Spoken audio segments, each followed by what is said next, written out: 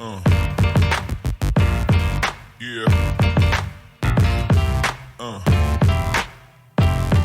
Okay, everyone, welcome back. Today I have my friend, Mr. Nathan Callahan. Yeah. A little bit about Nathan. He's 2019 world champion with Elite Grappling. Yeah. 2019 BJJF European champ. Awesome. And the 2019, 21, 22 Grapple Industries champ. Yeah. Is that correct? Yeah. And then you're also photographer for, you're going to have to pronounce that for me. Chisnick's Photography. All right, right on. You heard it here. Yeah, bang on. Right on. Okay, it's great. That's awesome. Yeah. Those are some accomplishments. And you, how old are you? Because you're like 23. No, 19. What? Yeah. yeah. Fuck's sake! Oh my I know. goodness! I thought you were. Wow, that's okay. So that's that's a lot Yeah. for 19. I know. That's awesome, man. I have places to be, and I know where I want to be. Do you know what I mean? Like, I just have to be different to everybody else. Like, Yeah, that's great, man. You know what I was doing at 19? no. Fucking getting drunk and spending my money, like Yeah. all my money. That was, it's so stupid of me. I think back at being 19, 20 again. I'm like, oh, I was an idiot. Such an Yeah. idiot. I You know. I lack so much in goals and direction. And those are my biggest regrets. And those are the things I hope to not pass on to my kids, you know? Yeah. And I think, first of all, I think that's awesome that you've done so much at 19 already. Wow, I hadn't guessed. I just assumed, like you said, Yeah. early 20s. Yeah. That's awesome. Yeah, no, like, I like to be different to everybody else. Like, everybody else that I hang around with, like, smokes, drinks. Like, I don't smoke or drink. I'll just train. Like, if I get offered to a party, I'll skip it and I'll train. Yeah. Because I know exactly what I'm looking for. I know that I want to be different. And I'm not going to be different to anybody else doing the same things as them and stuff like that. Do you know what I mean? That's awesome. Really. Okay, so look here. I just got a few kind of come at you fast questions. Just, first thing Yeah. that comes to mind. Go ahead Yeah. and give me what you got. I'm going to shuffle Right. them up. Right. Like, I barely remember what they are to begin with. I think those aren't even the right ones. There they are. Yeah, let's see what they are. All right. First one. All right. You prefer, and you probably know the answer to this one. Do you prefer working in a team or, kind of working by yourself? I don't know. Like, I like working by myself because I know the way I want stuff to be done. Yeah. Like, so with photography, like, I like doing photography my way. With fighting, I like doing fighting my way. But you always need a team. You always need people to help you there around you. Do you know what I mean? That's true. Like, it's good to have somebody there that will understand you. Like, people have to be on your same wavelength. 100%. Yeah, absolutely. All right. Next one. What is the last book you read? Diary of a Wimpy Kid. Like, I can't. I don't read. I can't read like proper. Like, because like I'm just stupid. I am. I don't read at all. To be fair, it takes me forever to read as well. I think I'm dyslexic, so that makes it even harder. Like, I Yeah. have to read sentences 2 or 3 times. I know I'm the same. I'll be reading the sentence and then I'm halfway down the book. It's like, how the fuck did I even get there? Like, And then it's like, am I allowed course? Like, oh, you can say whatever you want. Absolutely. Just make sure. Yeah. I know the last book I read, and honestly, because I had to read it like 3 times because, like I said, I'm reading every sentence. Yeah. It was Edward Snowden's book, Permanent Record. I think I read it. It's been a while. Yeah. But that's the last book I read completely because usually I get frustrated Yeah. in the middle of it, and I'm like, okay, I just stop. Even audiobooks I have a hard time with. Yeah, I just don't have the attention span. Even with films and stuff like that. Like, I'm studying cinematography in college. Yeah, no shit. And like, they're like, oh yeah, do a presentation on your favorite director, and it has to be a film. And it's like, I can't watch films, so I don't have the attention span to sit there on my own. Yeah. If I'm sitting there with a group of friends or my girlfriend or something like that, I'll sit there and watch it. But if I'm on my own, there's not a chance. Like, That's what college did you go to? Ballyfermot College. Okay, right on. So That- only down the road. That's cool, man. I in recent years, cinematography something I have been getting more and more interested in. Yeah. So that's awesome that you're going to college. I'm gonna be hitting you up for some tips. and Yeah, stuff. 100%. All right, here we go. Another one. This one's always controversial, especially in this country. Okay. Yeah. Coffee or tea? Coffee. Yeah. Yeah. All right, my man. I only got into coffee because of Jiu-Jitsu. Yeah. Because the whole team would go out for coffee after and they'd go to Costa. And it's Yeah. like, I can't sit there and order a tea in a coffee shop. Like, so that's the only reason why I like Did you it. drink tea before? Or, Yeah, I used to be a big fan of tea. But Yeah, like even when I drink tea, I wouldn't even be tea. It'd just be basically milk. I was one of them. Like, No, see, like I never before I moved here, like I never drank coffee. Yeah. I never drank tea either. Like in the States, it's big with like iced tea. Yeah, And then yeah. like if you go down south, like sweet tea. mm, Never liked any of them. yeah, My mom would drink iced tea all the time, and I just never got into it. Although like it is kind of refreshing. I've You know, never a nice had it. cold tea. Yeah, but it still wasn't my thing. But then I moved over here, and then my first job I had, I think I've said this before. First job I had, they gave out they had free coffee in the canteen. Yeah. And I'm like, I'll see what this is about. See what And it's then I was hooked ever Yeah. since. Like, I remember my first coffee was, do you know the Dublin Zoo vending machines? It was one of them, and I never drank it again. Yeah. And then it was like I joined Jiu-Jitsu, and I was like, shit, I kind of have to do it Yeah. unless I want to fit in there. Like, they really do go hand in hand. yeah, 100%. All right. What is one word you would use to describe yourself? I'm gonna say funny, but like Yeah. not in a dickhead way. Like, I'm funny because I'm so stupid. Like, if that makes any sense, like I'll be so stupid that people find it amusing, or else unfiltered. Oh, yeah, I just okay. kind of say what I want, like, That's cool. which probably get me in trouble, but I don't know. I think it's a benefit. So I don't know. Sometimes it's cool to have folks who just kind of say what they're thinking, because then it's you know more kind of like where you stand with them. Yeah. You know what I mean? Like, Yeah. You don't have to worry about, does he like me? Doesn't he? Or does he have an issue with me or something like that? Yeah. It's just all your cards are out there on the table. So yeah, it's no 100%. messing. Like, as I always said Yeah. to my mates, like, if I didn't like you, you'd know all about it. Like, Yeah, no, I'm the same way. I'm generally I don't talk to people if I don't like them. yeah, You know, 100%. just- Yeah, I don't make a fuss about it, but we just don't talk. yeah, You yeah, know, literally. Yeah. Like, that's how to be. Like, just chill. All right. It's a bit difficult in this country considering there's only 2 of them, in my opinion. Favorite season? I'm gonna say summer. Yeah. Like, Yeah. but like, there's pros and cons for, like, do you know what I mean? There's, like, I like the winter as well for when it snows, but then after 2 days of winter, I'm sick of it. Like, when it snows and then you're walking around in all the sludge, it's like, for fuck's sake. Yeah. No. I'm the same. In America, I like winter Yeah, because we actually where I'm from, we actually get snow, yeah, it looks You know, cool over yeah. in America because Yeah. you just get deep snow. It looks cool.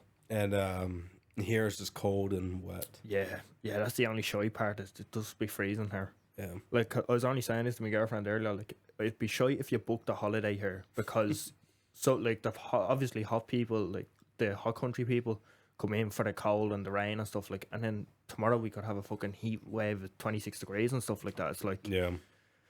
I don't know, it's all over the place. I So think the first time I was here, the first summer I was here, it was actually really nice. yeah, And like everyone was going on and on and on about how nice it was, and I'm like, this is normal back home. What Yeah. are you talking about? yeah, But no, after living here for so long, it was a great summer, and I kind of wish we could have that. yeah, I know, yeah. Yeah. It does be fucking depressing when you're like, oh, class, it's summer, and you go outside, it's pissing rain. It's like, oh, good lord. Yeah. Okay. Food wise, sweet or savory? Sweet, 100% Really? sweet, yeah. Yeah, like, I'm a picky eater, which is my big problem. Yeah. Especially with fighting and stuff like that. Like, I don't really like chicken and stuff. Really? Yeah. So it's a big issue for me. You like vegetables and stuff? Or Oh, not really, no. No. Like, fruit, vegetables, is like, I look at that and I'm like, you are 19. Are you sure you're not 13? yeah, I know, yeah. Yeah. If it was my absolute last hope, yeah, I'd have it. But I'd rather not. Yeah. Right on. Okay, so do you rely or when you're making decisions, regardless of what they are, do you tend to rely on like intuition, your gut, or kind of do you prefer evidence? Like, it's a bit of both. Like, I don't know. I feel like I'm like, my gut always knows what's gonna happen. Like, do you know what I mean? Like, I'll always go with my gut's first decision, but if there's evidence to back it up, then I'll weigh out the decision then. Like, but 90% of the time, like, if I have a bad feeling or if I have a good feeling, it's like, right, I'm not gonna do it. Like, I'll leave it for this time, and if it was good and there's we'll figure it out in the end, you know what I mean? And Yeah. it's probably a bad thing as well that I just rely on my gut to tell me stuff like that. I wouldn't say so. It's probably good. Like you're really trusting in yourself and Yeah. kind of your instincts, and I think it's probably a benefit. Sometimes it's good, like, cause you do miss out a lot as well, though. Yeah. Like, but it's like a FOMO factor. Do you know what I mean? Cause yes, like even I don't know, like if my mates are like, "You coming out?" It's like, no. Like I went out the first time ever, like 2 weeks ago. Mm-hmm. Didn't drink or anything, but it's like I just had a good laugh at the mates. Like, do you know what I mean? Like I don't have many friends. I have people I train with, and I have 2 or 3 friends from school, and like that's all I have. That's all I need. Like, do you know what I mean? Because everybody else is just they're a bonus really. But I just have them solid mates that I stick with, and they trust me, they support me, and that's just all I need. That's good. You know, I think a lot of people don't have that. I know there's I can't remember what I was listening to. There was something like a study in the States where it was like 20 years ago. I think men, there's like 2 or 3% of men said they didn't have someone they could kind of rely on or like go to in a time of need, and then jump to now, and I think it's doubled or tripled. Yeah, You know, so I think it's close to double digits now. yeah, You know, so it's good that you have, you know, kind of that, you know, even though it's a small group, you have, you know, a group of folks. yeah. But like even with that, like I call them my close friends, but I wouldn't go to them. I'd stick to myself. Yeah, I don't know why. Like even if I have a problem, I stick to myself and I figure it out myself. I don't know. I feel like I'm putting problems on them by telling them. Are you an only child? No. Have a little sister. I do. What's the age difference? She's 11. Okay, so 8 years between us. Yeah, it's a bit of one. Yeah, no, I grew up an only child, and I kind of felt that a lot too. Yeah. And yeah, I don't know. Maybe it has to do with the age gap. Yeah, probably. Yeah. Like me, like I feel old when I talk to her. Do you know what I mean? Yeah. Like because she's just locked in her room on her iPad, and it's like go outside and have a game of tip the can or like something like that. Do you know what I mean? And it's like I don't know. It's weird. Like there's only a few years in between us, but like we're 2 completely different people. Yeah, a lot can happen in, you say, 8 years. Yeah. Yeah, there's a big difference there. Yeah. I look back. I say kids, people your age, but like most of the kids I see, they're like, oh god, I feel so old now. I'm not even that old. But yeah, no, it's just things are a lot different. But I mean, you know, times have changed as well. Yeah. So, yeah, 100%. All right. Here, favorite type of music. UK rap. UK rap. Yeah. Who's your favorite rapper? Central C. I have no idea who that is. You've never heard of Central C? I asked your favorite UK rapper, like you were gonna be like, he's good. Yeah. No, I said it hoping you'd say someone I knew, like Stormzy. I think that's all I know. Really? Yeah. Who? No, there's a couple more. Name some popular ones for me. Dave. Nope. Now I'm lost. There's a good few of them. Anyway, yeah, there's a couple I know. What's his name again? Central C? Central C, yeah. I'll look him up. You've 100% heard some of his songs if you're on the likes of TikTok and Instagram. No. Well, I'm on Instagram, but not TikTok. Yeah. But, yeah, okay, I'll check that out. I'll check him out. Like, I love rap. Yeah. My preferred rapper is Kanye. He's really the fucking best. He went sideways. He did for a while. His shit's still good. I just bought a bunch of his stuff from his website. Yeah. Yeah. Yeah. Like, I had to. Yeah. I had to support my guy. Like my music will change. Like I know, like coming up to my fight during Grapple Kings, it was like, you know, Paolo Nanuti. Yeah. Like he was my walkout song. Yeah. So every day that was the only song I listened to, because it was the stuff that got me to visualize what was gonna happen. Mm-hmm. So it's just a weird thinking process. But it was like that sort of what genre of music would that be? Like kind of like I'm not sure. I don't even know how to describe it. I really don't know. Yeah. Yeah, I'm not sure. Like for me, like music comes in waves, or I guess genres come in waves for me. So like right now I'm like on a folk country kick at the moment. Yeah. Which I've always liked kind of like folk music, but that seems to be where I'm at. But generally, I always fall back to my classics. Yeah, Kanye, old Drake.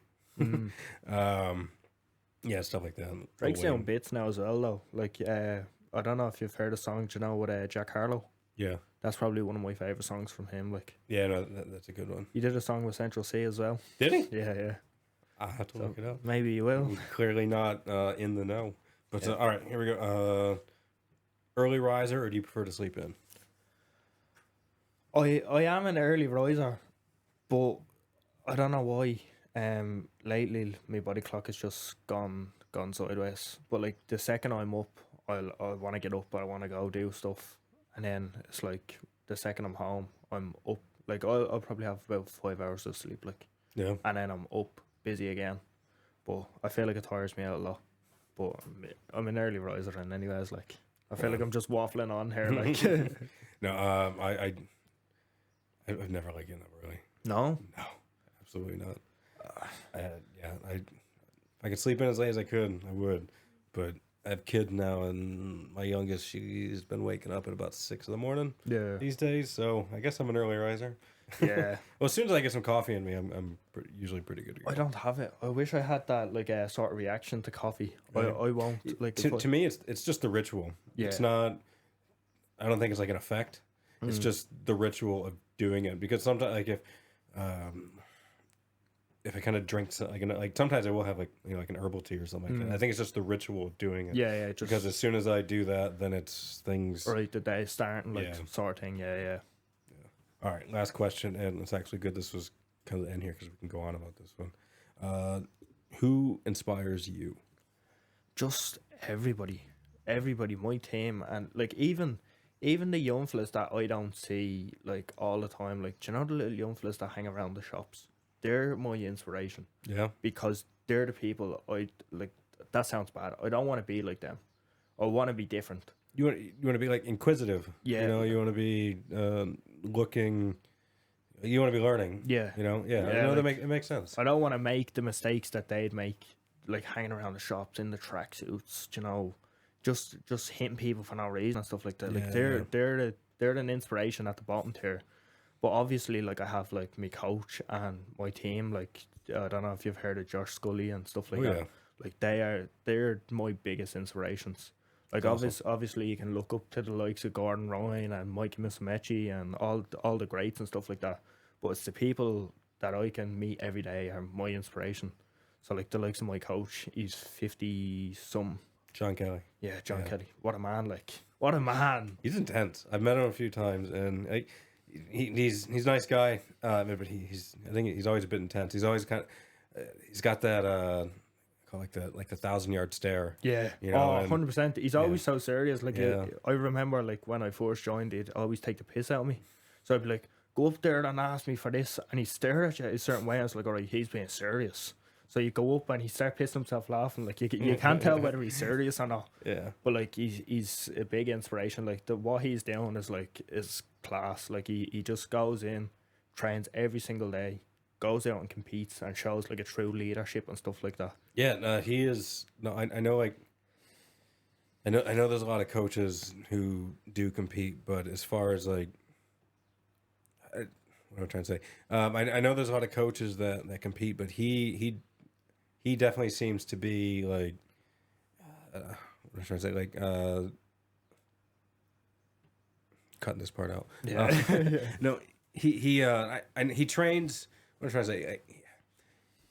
He trains like he competes, or he trains to compete. Now, and a lot of coaches don't necessarily do that.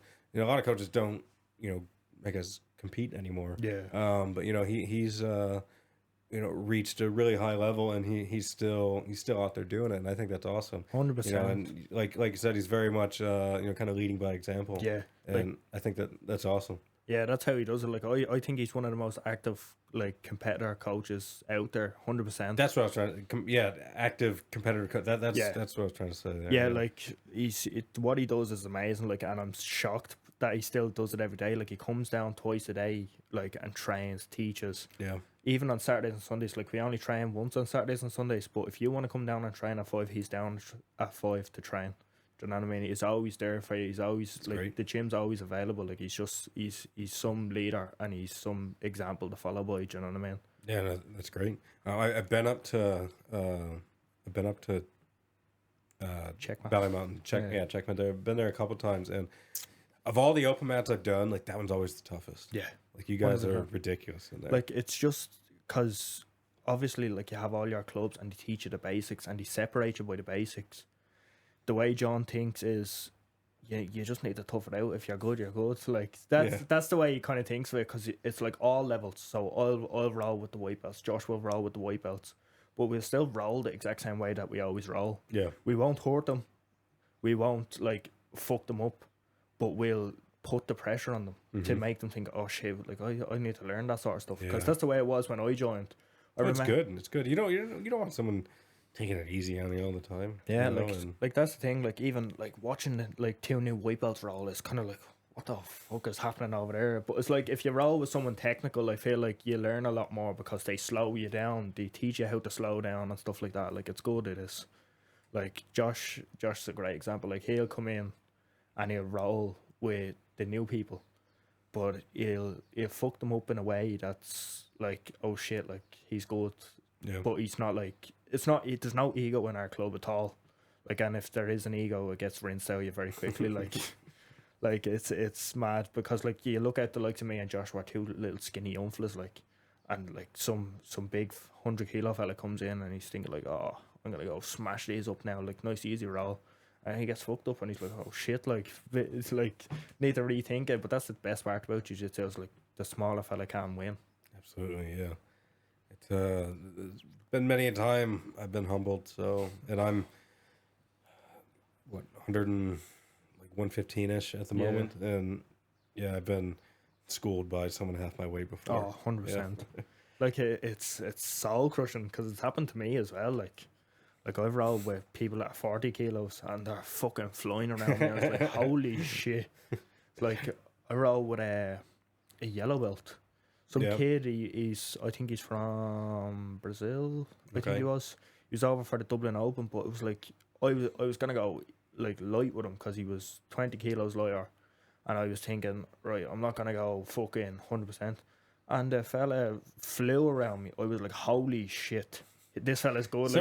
If you have like one of those kind of youth color belts, yeah, you know, chances are you've been doing it already for a decade, and which you're really just you're really a purple belt. Oh, you know, just waiting. You have to put your time in. Yeah, you know, and I've learned that as well. Yeah, literally, like, it shocked me, it is, but like, it's good. Like, jiu-jitsu's growing and the levels expanding. Absolutely, it's crazy. It is. Right. What about jiu-jitsu, grappling, combat sports in general? What do you find to be so fulfilling about it? It's just like, it's not the winning, it's not the it's not the losing either. It's nothing about like the competing side of it. It's just the journey of it. You know what I mean? The grind for it. 100%. It's like something. It's just something to work for. Do you know what I mean? Like, I go into training and I'm thinking, I'm not gonna let this fella tap me. Not tap me. Like, if he taps me, he taps me. Like, I'm not gonna let him pass me guard. Yeah. It's always a constant puzzle. Like, there's always something new to work out, and like, you can never complete jiu-jitsu. Whereas, like, you can be the best boxer, you can be this, that, and the other, because you have your ways. You have strength on your side. With jiu-jitsu, there's always just something new. Like, there's always like the buggy choke as well. Like, that's only a new thing. Like holy shit. Like, I use that nearly every day. Like, like, if someone passes, I'm throwing up a buggy choke. But it's like, there's always just that. There's always something to learn. Do you know what I mean? Off of different people. Like, because I know the way we do jiu-jitsu and checkmate is different to everybody else's. They'll do fundamentals. We'll do how to stop the fundamentals. Do you know what I mean? Like, it's different. There's always something to learn. Someone always going to be different. Someone's always going to be better. Do you know what I mean? Yeah, for sure. What was I gonna say? Fundamentals are good, and it's good to have those as like a solid base. But it's certainly, you know, kind of critical to know how those can be kind of counteracted. So, yeah. Like, I know, like, my girlfriend, she joined SBG. What one? Tala. Okay, right on. So she was in there and she was telling me what they were doing, but it was like, I got her on our sitting around floor and I was like, yeah, but you can stop it by doing this. Because John's brain is just different, like the way he thinks. And maybe it's just the way SBG and stuff like that teach, you know what I mean? Like, they just teach it this way and this But people get caught in the trap of like, this is the only right way to do it. Do you know what I mean? Like we do like an armbar and stuff like that, but we'll stay on top when we armbar. Whereas in different clubs, they swing off for the armbar. Yeah. But when you're swinging off, you can come up and pull out and stuff like that. You know what I mean? Like there's gaps. Like we fill the gaps. Is it sorry your girl? Is she new to it in general, or is it just like transferring clubs? Or she did it with me for a while, and then she moved to SBG. Okay. We broke up, and she moved to SBG, and now we're talking again. So, to be fair, like I think for if you're new, if you're a white belt, like maybe you should only be really focusing on fundamentals. Yeah. And then as soon as you move beyond that, like it's probably a good idea to know how to counteract a lot of things. But if you start progressing and you don't have fundamentals going down, like you're kind of you're off balance the rest of your the rest of the way. So I feel like you pick up the fundamentals though as you go as well. Like, cause I know like John used to teach fundamentals, and everybody used to be good. Like, but compared to now, like the people that were good back then, they're not the best. Like, do you know? Yeah. Like people, I feel like I know fundamentals are brilliant. All right, let's just say that. All right, but the way we do it is like people stick to the fundamentals and they're like, oh, I have to do this way, and there's only one right way. Like, and then they don't experiment with their jiu-jitsu.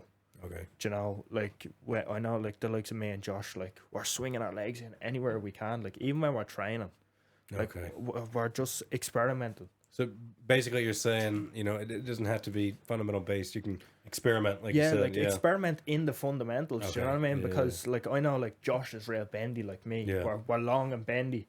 Fucking so like when we're doing like the likes of half guard knee shield, we'll be trying to swing our legs in. Just to annoy each other, but it figures stuff out. Yeah. Like, and that's the only way to do it. Like, whereas different clubs, like you try experiment and it's wrong. Like you're doing it wrong. Like you have to just practice that way. Whereas like me and Josh will go off and like while everybody else is doing other stuff, we're heel hooking each other in the back corner. Do you know what I mean? Like, but like it gets brought up to John, and then John has to think about it, and then he changes it a small bit, like to where you can't get caught and stuff like that. So it's good to know, like. Right on. What moments solidified for you that like this is something you want to do? Jiu-Jitsu is something you want to pursue. It was the first day I did it. Like it was just what drew you in on that first day? Like why were you there? I watched Conor McGregor. Yeah. And I was like, wow, that looks cool. But I knew I didn't want to do the MMA side of it. Okay. I was like, the grappling side, holding someone down, pinning someone looks good. So I was thinking more wrestling and stuff like that. And I got in contact with SBG and stuff. And I was like, I don't know. Like, so then I got in contact with John. John was like, yeah, come down tomorrow. No problem. So then I was like... Did you know them beforehand? Or no? You just messaged them? I literally went onto WhatsApp and just text John. And he was like, come down tomorrow. And I was like, it kind of sprung on me. So I was like, if he's offering tomorrow, I may as well go down. Yeah. Like, so I just went down and I shit myself when I got there because I was like, holy shit. Like, because our gym's like small. Like, it's probably the same width as this room. Yeah. Probably a bit bigger, obviously. Yeah. But like the mat is like small, but because it's so small, everybody's so friendly. You have to be everybody's friend. How old were you? I was 15 at the time. Okay. So, but there was a few people my age, but it was mainly just older people, because we don't separate our classes by age or weight or belt or because I know in certain clubs they do that. But it was like you got thrown in, you got fucked up, and you hug after it, you just have a laugh, and it's like, come back tomorrow. I was like, right. And it was because I got so fucked up, but it's like, that's kind of like mad how they could do that to me. Like, I thought I was the biggest beans ever. Like, I thought I was deadly. Like, I watched McGregor yesterday. I thought I was fucking the shit. And they just came in and fucked me up. But it was because it was in the gi as well. They were wrapping me up, and I was like, what is going on here? I was like, that's brilliant. Like, I remember the first thing I ever learned was a hand pass from open guard. Okay. So just dragging like a leg drag. Yeah. And I was like, when am I ever going to use this? but it's the most basic and the most handy pass like ever. Like I didn't learn any fundamentals or anything like that. I went in, learned the pass, and I was like, right, it's kind of cool. Like I say, there's a bit more to it. I went back the next day, did something different, and even when I got the role, it was like, holy shit, this is crazy. You know, it's good to it's good to kind of learn that kind of one thing and then have it work. Yeah, You know, because it kind of gives you like a bit of boosted confidence in that, like, hey, maybe, you know, maybe I do know something. Yeah, you know. Yeah, 100%. Yeah. Like I was so I was in training for 3 months, and I started catching arm bars everywhere, flying arm bars, everything. I was like, whoa, like arm bars are my thing. And then I went to the Worlds 3 months after. John sponsored me, and he brought me over to the Worlds. He was like, I think you're good enough, blah blah. Went over, armbarred everyone. Was that 2019 then? 2019, yeah. And then I ended up winning the Worlds, and I was like, holy shit, like I see a potential in this. Oh yeah. And then I got promoted to grey belt, and I feel John said like that was his mistake there. I shouldn't have promote me to grey belt, because I was already 15 at the time. So the second I was turning 16, he had to promote me to blue belt. Mm-hmm. So I fought the Europeans at grey belt, the Irish Open at grey belt, and Grappling Industries, and I think there was one or two more. I'm not too sure, but when I turned 16, he had to promote me to blue belt. Like, he had no if buts or maybes. Yeah. And I when I got promoted to blue belt, I was like, oh yeah, that's bleeding deadly. But I was like, shit, am I ready for it? Like, and I remember I went in to my first blue belt competition, and I fought Alex Kyo. Yeah. And fuck me, man, he fucked me up. What weight do you normally compete at? Right now I'll compete at under 70. Okay. But at the time I was like 60, 65-ish, in and around them weight categories. But I remember going against Alex, and I was a sore little loser because I never lost before. And Alex is a fucking top man. I was talking to him on the weekend, like I got a few snaps of him and stuff. Yeah. But like Alex he's an animal. Like, his last 2 cage legacy fights, fuck, he's good. Like, and it took me ages to realise that, like, he's just better, like, do you know what I mean? Like, he just did more work than me there and then, and I didn't know the rules, and I was trying to wrist lock him. And it's because I was under 18, I wasn't allowed to wrist lock him, but the ref didn't know either. Oh, so really? I just kept trying to wrist lock him because it was a new thing. I was like, oh, I can wrist lock now, like, that's deadly. So I chased the wrist lock like an idiot and lost, you know what I mean? I think I lost by an advantage that day. Yeah. But it is what it is. Like, the better man wins. But fucking just kept competing. Like, it put me off a good bit now. Yeah. Like, that's my biggest problem, like, with Jiu-Jitsu. Like, I get into my head too much. Like, the past year and a half or something, I haven't competed proper. Like, I did Grapple Kings, and I should have been doing every competition. Do you know what I mean? I just got into my own head because, like, I'm thinking, shit, what if I lose? Like, because when Alex beat me, I was like, oh, I'm the world champion, I'm the European champion, I'm this, that, and the other. It doesn't fucking matter at the end of the day. Like, yeah. Do you know what I mean? Like, it doesn't matter what you won or what you didn't win. Like, fucking, he was better than you. Tough shit, like fucking. But I keep getting into my own head. It was like, after Grapple Kings, I was like, oh, grand, I'm gonna go do everything, and then I got into my head again. And I was like, I haven't competed since Grapple Kings, which I should have, like. And fucking, it's like, even when I talk to people, they're like, oh, you should be competing, you're good. Like, you just got to get that one out of the way, I think, maybe, you know, and you fall back into it.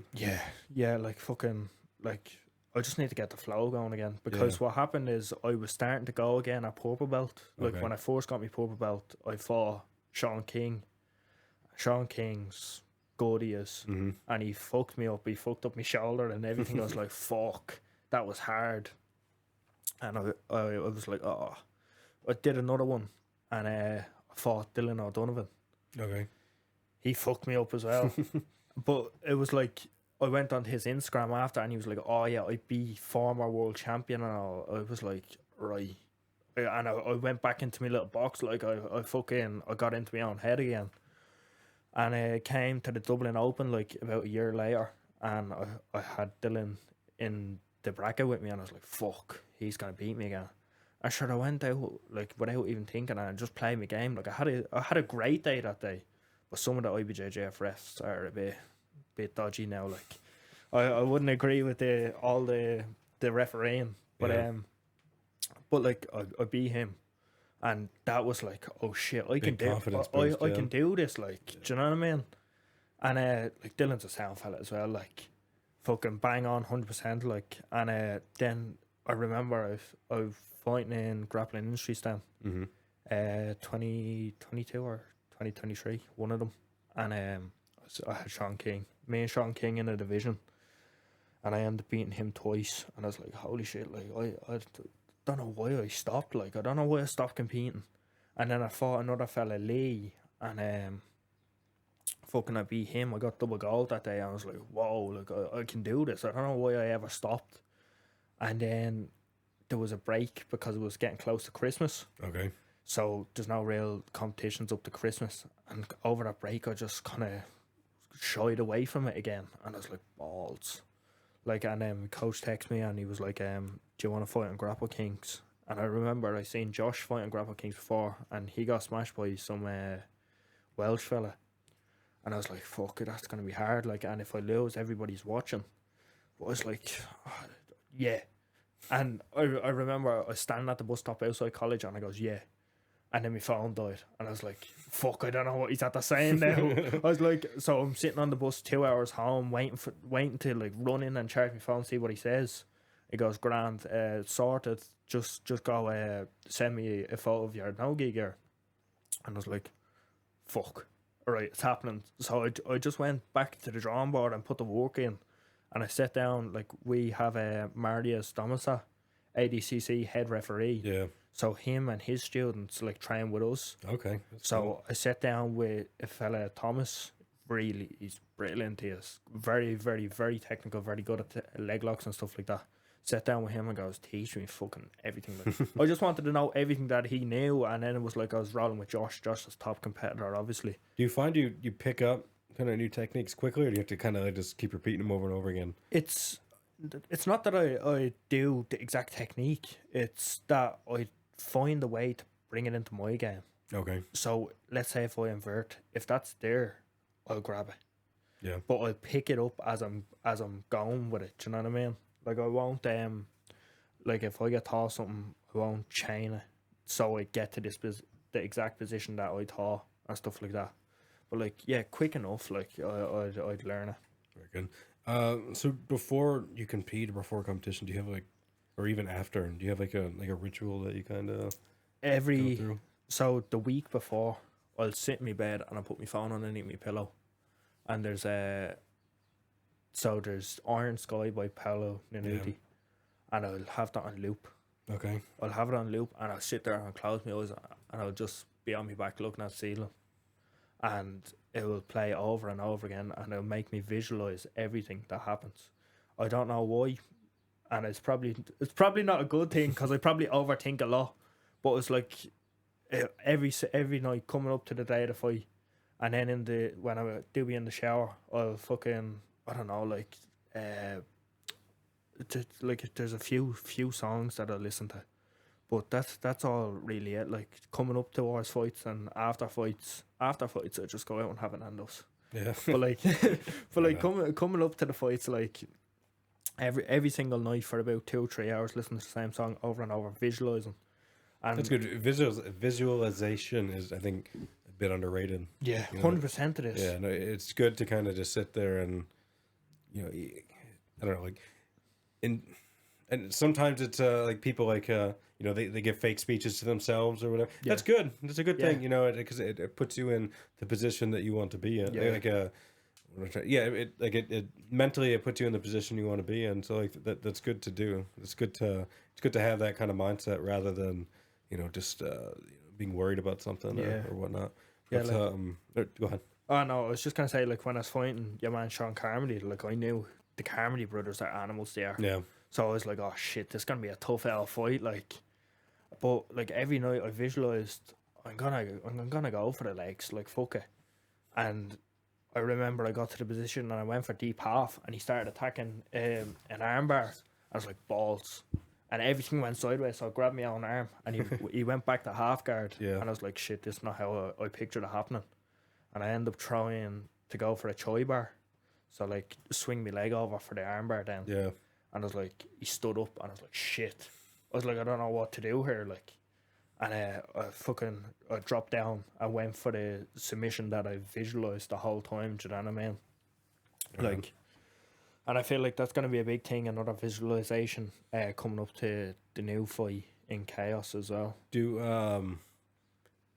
Like, okay, so when you get on the mat, like, do you kind of get like a rush in that, or does that come after? So I'll be okay walking towards the mat. No problem. Stand on the mat. Fuck. But the second slap bump, Yeah. gone.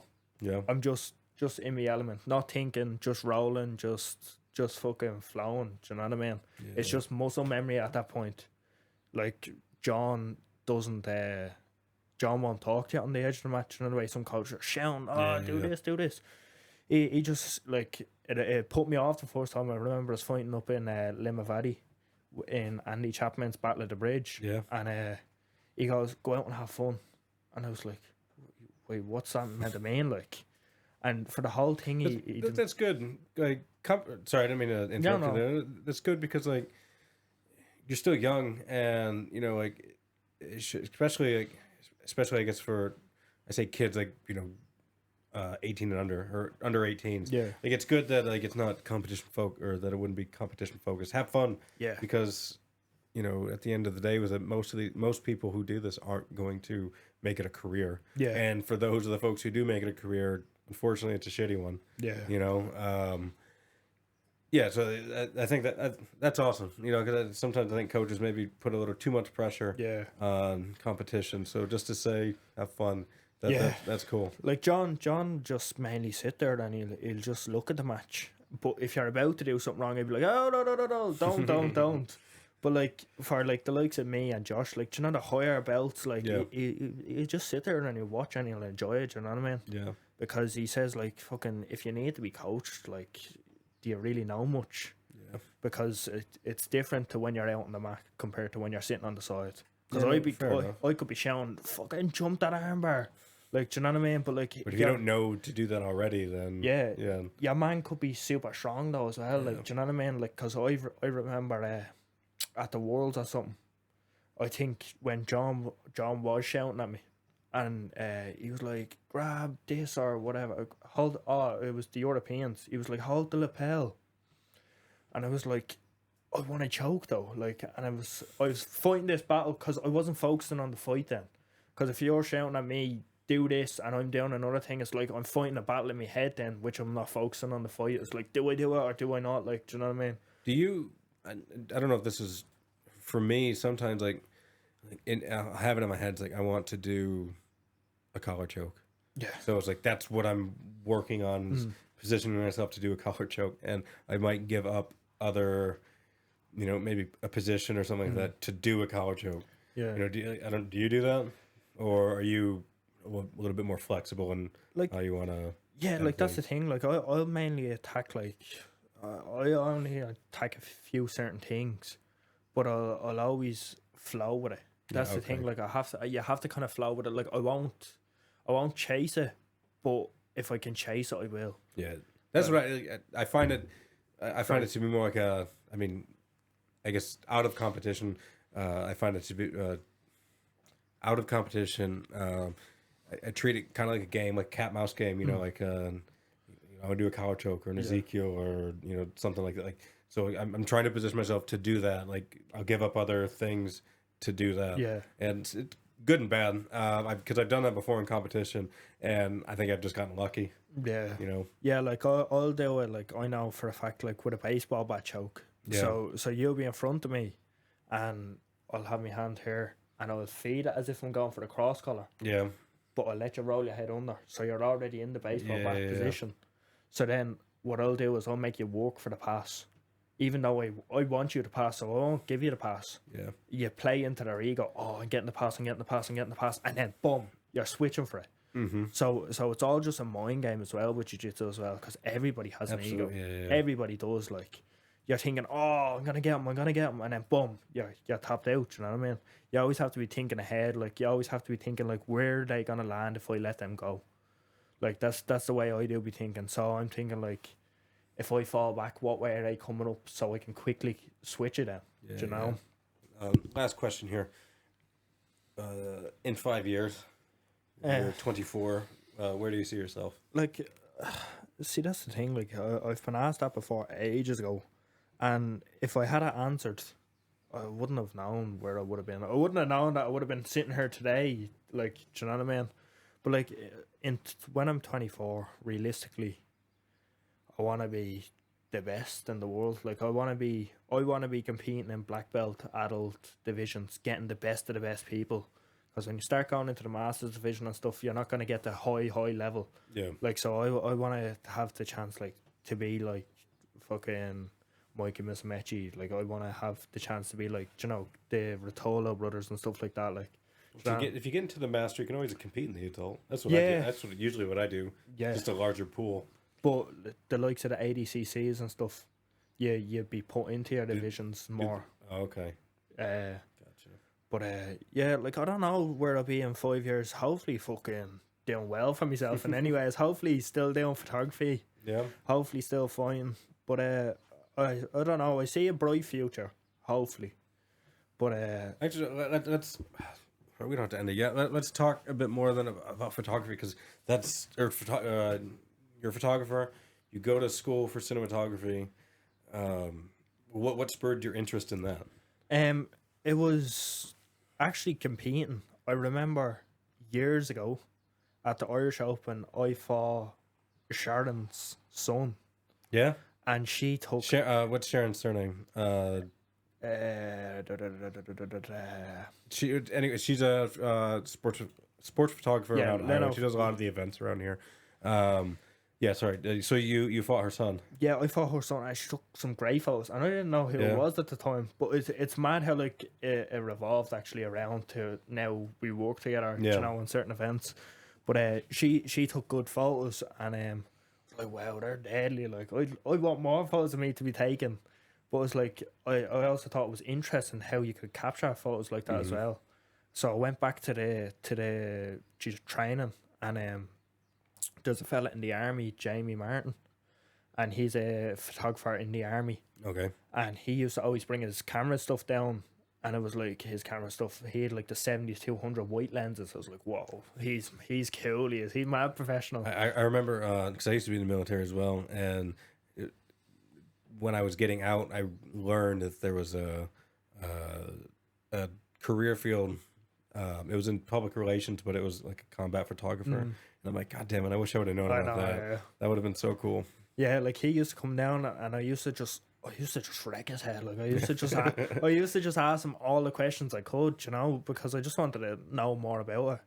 And then he was like, "Oh yeah, I got all this off like the army and stuff like that." Because he had won the X Mark II and I won the X Mark III at the time. So he used to come down and take photos. I was like, whoa. I used to get them back. I used to be like, can you show me stuff and all? Like, and he used to talk about his camera settings without me even having the camera. Yeah. I was like, all right, that's kind of cool. So I went down and bought me first camera, which was a Canon M50. Okay, that's not bad. The little mirrorless thing, yeah. Yeah, a little tiny yoke. It did the job. And then I got a Canon 250D. Also, not a terrible camera either. Yeah, like they were both good for like a little starting camera. But I remember I was like, oh, I'll try it. And like looking back at some of my old photos, like, fuck. It was like... I think we're all like that, because initially I got in, like, I started, like, I liked photography. Yeah. You know, and it's kind of the same thing. Like, I like the, you know, kind of catching that moment in time, you know, and trying to make that moment as timeless as possible. That's my quote on when people ask like what got you into it, and I always say like turning like moments into memories. Like, yeah, like absolutely something special about it is. Yeah.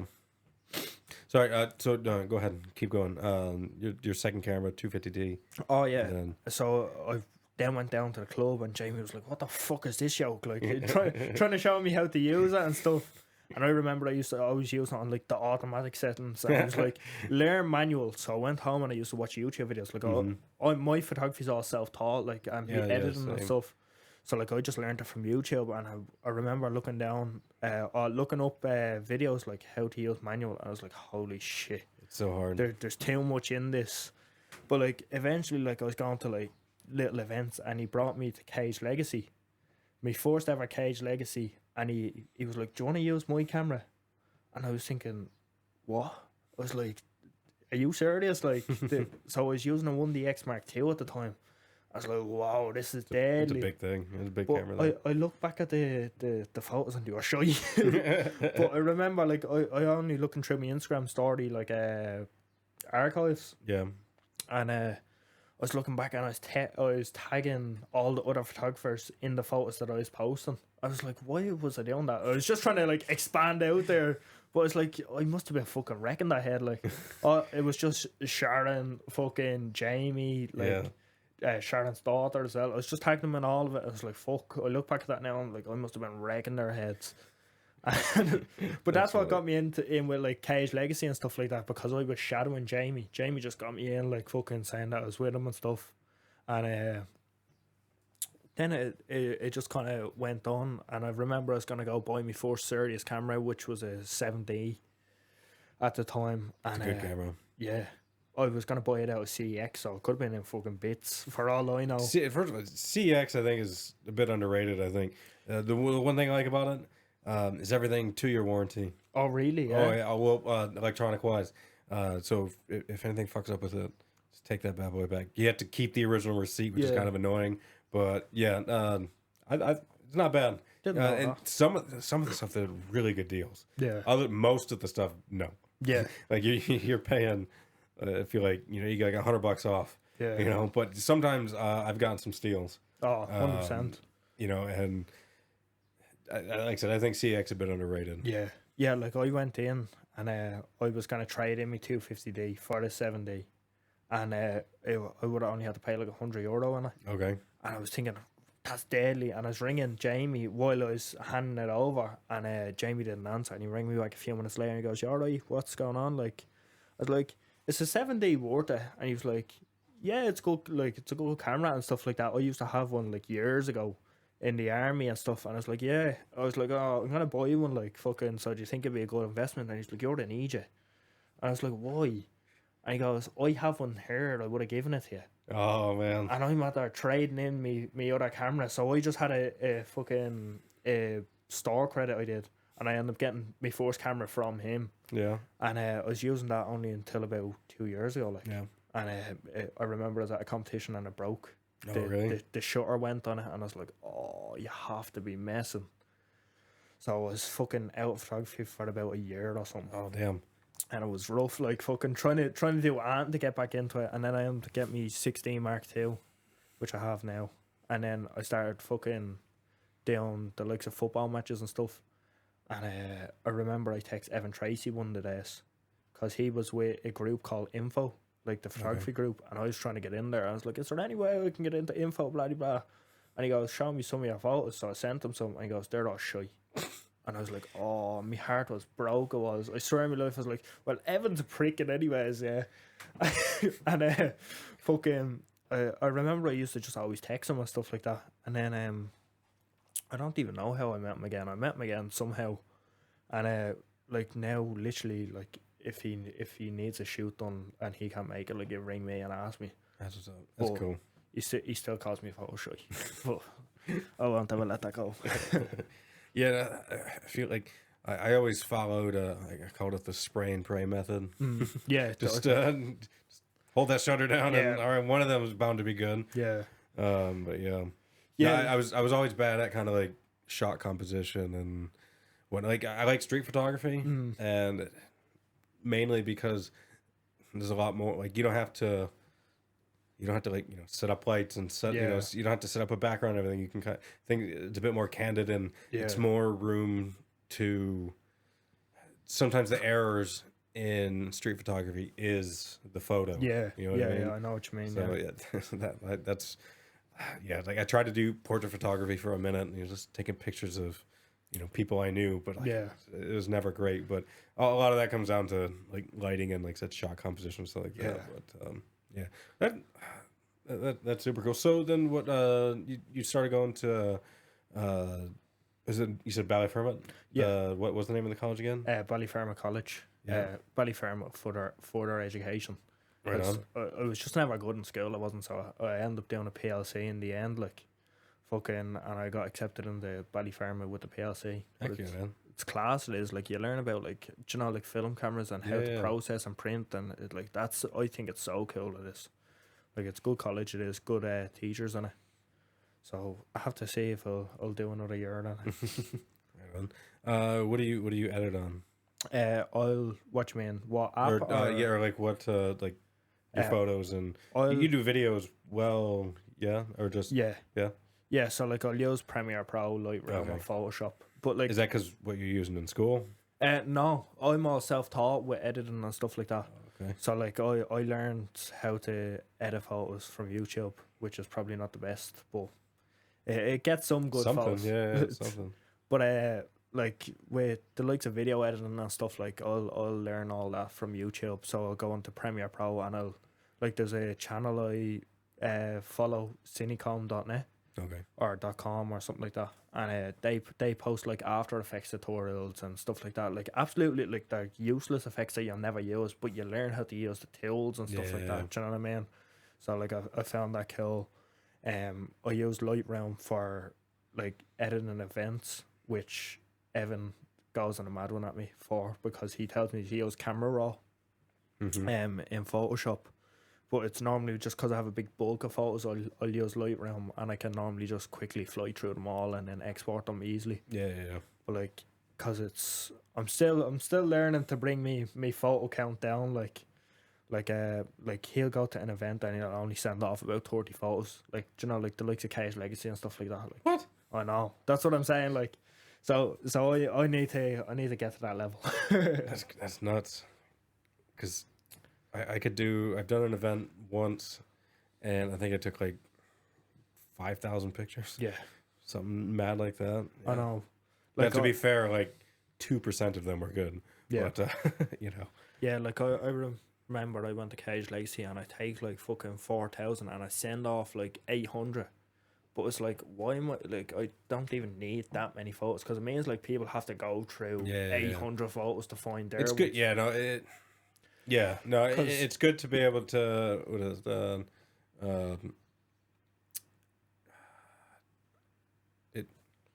It's good to be able to kind of, know how to. Fuck, what am I trying to say? I do this a lot.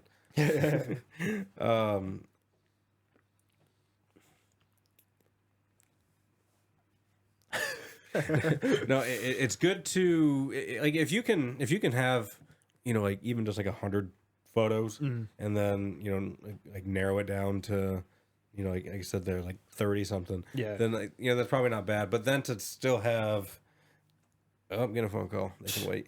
What was I trying to say? They can. So you have that your kind of like your photos you're gonna send out, and then to still have maybe a few decent ones in reserve for if they want to check out any more. Like that's probably not bad idea. Yeah, like fucking, I don't know, like it's just knowing what photos are good and what are bad. Like, do you know what I mean? Like, I remember I posted a good few on my story the last Cage Legacy. Evan only posted one, and I don't know, like he's good at what he does, but like I don't know if he ever got any better photos, after that. So I was like, I don't know, sure. I just feel bad when I feel like people aren't getting their money's worth. Yeah. Do you know, when I only send them like 30 photos, it's like, so I kind of throw in a few random ones there. Like, even though they're not the best, but it's like, I don't know. I feel like it's just not the money's worth. Yeah. And I do feel bad, which is probably a bad thing for me. More editing to be done. Right on. All right, look, man, I appreciate you sitting down with me. I appreciate you coming, being on my show here. I enjoy talking to you. I keep talking about I keep talking about cameras and jiu-jitsu and stuff like that all day. Yeah. But look, man, like I said, I appreciate it. Do you got anything coming up soon? Or I have Chaos Grappling in May 11th. Okay, right on. Sam, I can't pronounce the second name. Andy Chapman's fella. Okay. He's only after getting the record for the quickest submission on Grapple Fest. Yeah, okay. That I know. I remember that. I Yeah. don't remember the fellow's name, but heck, Yeah. I remember that. So Okay, it should be a good fight, anyways. Like, absolutely. All right, man. Well, look, like I said, I appreciate you coming. Appreciate you talking to me. I really enjoyed talking to you. Yeah. I hope you do it again sometime. But yeah, all right. Yeah, Man. 100%, man. Cheers. Cheers, thank you. Yeah. Yeah.